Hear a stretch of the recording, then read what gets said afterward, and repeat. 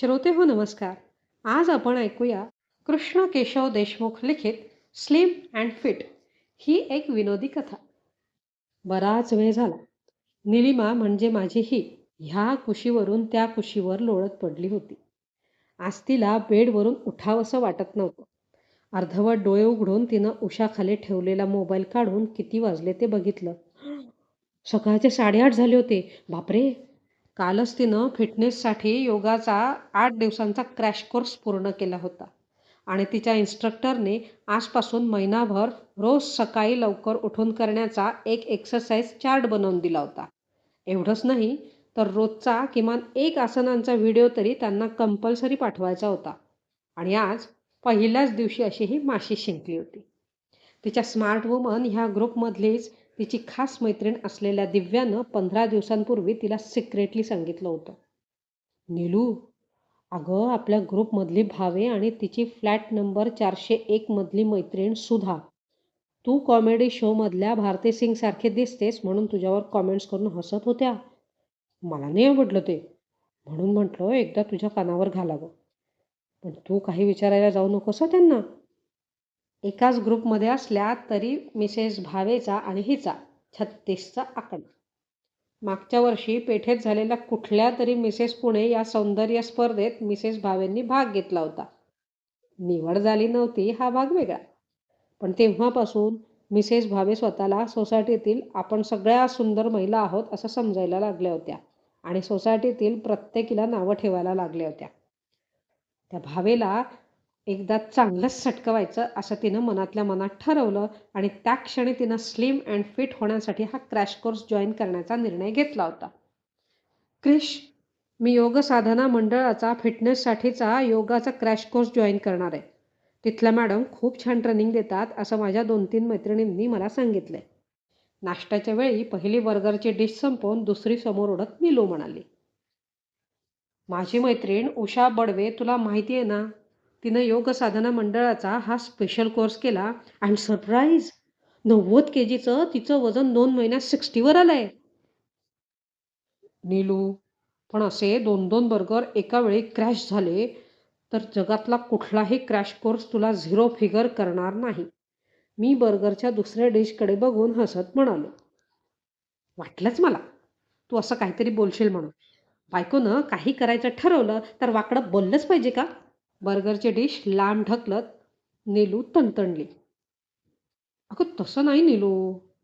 अशा महागड्या कोर्सवर आणि शिबिरावर पैसे खर्च करण्यापेक्षा आपणच आपल्या खाण्यापिण्याची काळजी घेतली आणि सगळी कामं बायका लावून आणि ऑनलाईन करण्यापेक्षा काही स्वतः केली की वेगळा एक्सरसाइज करण्याची गरज पडत नाही. मी बघितलंय आजकाल वरच्या किरकोळ कामाला सुद्धा बाई लावलेली असते. आणि तुला तर नवनवीन पदार्थ करून सगळ्यांना खाऊ घालण्याची आणि स्वतः खाण्याची खूप आवड आहे. म्हणून मी तसं गमतीनं म्हटलं. पण तुला राग आला असलाय तर सॉरी. नीलू थोडीशी शांत झाली. विजूचं म्हणणं तिला काहीसं पटलं होतं. ओके, पुढच्याच आठवड्यात मी योगा जॉईन करते. तू बघशील आणि महिनाभरात मला म्हणशील. नीलू, क्या बात है, मान लिया तुम्ही. आणि हा कोर्स करणं आपल्याला जमेल की नाही ह्याचा विचार करण्यात नीलूनं 2 दिवस घालवले. पण मिसेस भावेनं तिच्यावर केलेल्या कॉमेंट्स तिला पुन्हा आठवल्या आणि कोणत्याही परिस्थितीत हा क्रॅश कोर्स करायचाच असं ठरवून काल तिनं हा कोर्स पूर्ण केला होता. आणि कोर्सनंतर आज पहिल्याच दिवशी लवकर जाग न आल्यामुळे ती स्वतःवरच चिडली होती. तिनं गॅसवर चहा ठेवला. आज कॅज्युअल लिव्ह घेतल्यामुळे अजून मी बेडवरच लोळत पडलो होतो. निलिमानं एकदा वैतागून पाहिलं आणि उठल्यावर चादरीच्या आणि रजाईच्या घड्या करून ये असा व्हॉट्सॲपवर मेसेज टाकून ती किचनकडे निघाली.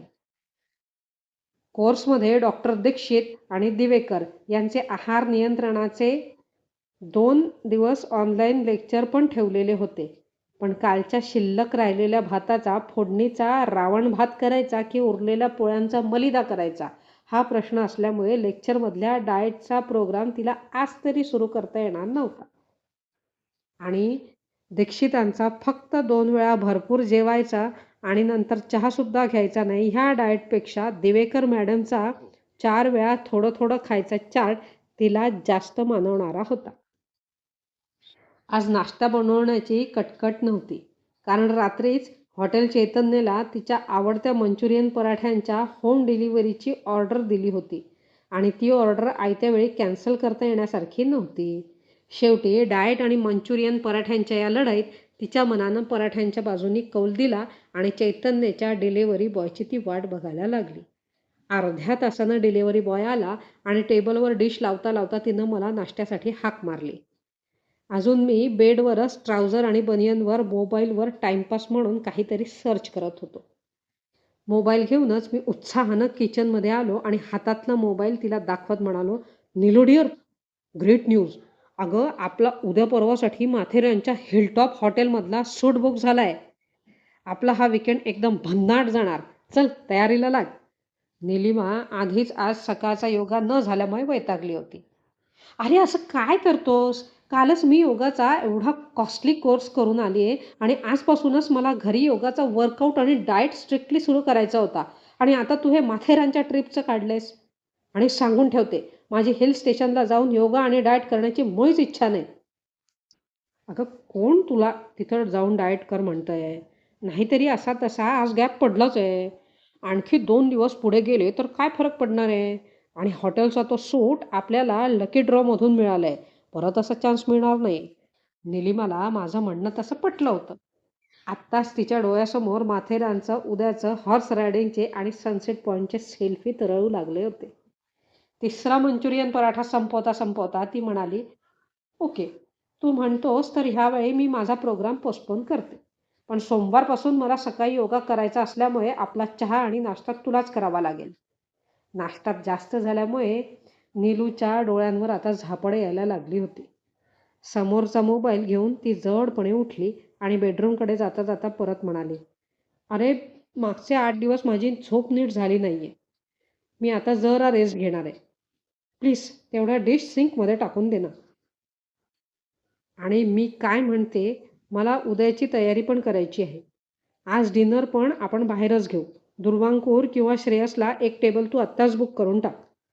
मी तिच्याकडे एकदा आपादमस्तक पाहिलं. "आणि आपणच योगाचा क्रॅश कोर्स केला असता तर बरं झालं असतं." असा एक क्षीण विचार मनात येऊन काही न बोलता मी समोरच्या टेबलावरच्या डिश गोळा करायला सुरुवात केली. श्रोतेहो, ही कथा आवडली असल्यास लाईक, कमेंट, शेअर आणि सबस्क्राईब करायला विसरू नका. धन्यवाद.